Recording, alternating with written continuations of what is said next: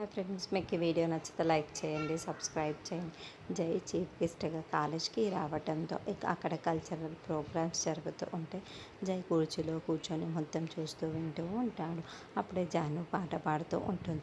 జాను అలా పాట పాడుతూ ఉంటే జానుని జై తదేకంగా చూస్తూ ప్రేమలో మునిగిపోయినట్టు ఆ పాటని ఎంజాయ్ చేస్తూ వింటూ ఉంటాడు.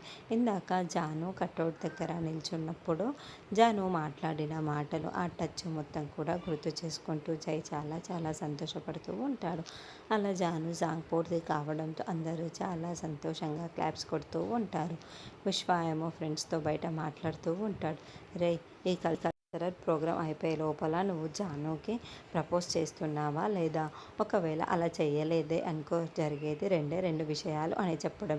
ఏంట్రా ఆ రెండు విషయాలని విశ్వ చాలా షాకింగ్గా అడుగుతూ ఉంటాడు. ఏమీ లేదురా, ఆ అమ్మాయి వచ్చి నీకు ప్రపోజ్ చేయడం, ఎందుకంటే నువ్వు ఇన్ని రోజులకి అమ్మాయికి ప్రపోజ్ చేయట్లేదు కదా అని అతను చెబుతాడు. మరి రెండో విషయం ఏంట్రా మామ అని ఇంకొక ఫ్రెండ్స్ అడగటంతో, ఏమీ లేదురా, ఈ లోపల జాను చేతికి మరోరు పట్టుకోవడం అని, అప్పుడు నీకు జాను దక్కకుండా అయిపోతుంది అని వాళ్ళ ఫ్రెండ్ చెబుతూ, లేదురా అలా జరగకూడదు అని విశ్వ టెన్షన్ పడుతూ ఉంటాడు. సరిగ్గా అప్పుడే జై, మీరు పాట చాలా బాగా పాడారు అంటూ జానుకి కంగ్రాచులేషన్ చెబుతూ షేక్ హ్యాండ్ ఇస్తూ ఉంటాడు. అలా జానుని చూసి చూడగానే జాను ప్రేమలో జై మునిగిపోయి ఉంటాడు. మరి విశ్వ కంటే ముందుగా జై జానుకి ప్రపోజ్ చేస్తాడా అంది నెక్స్ట్.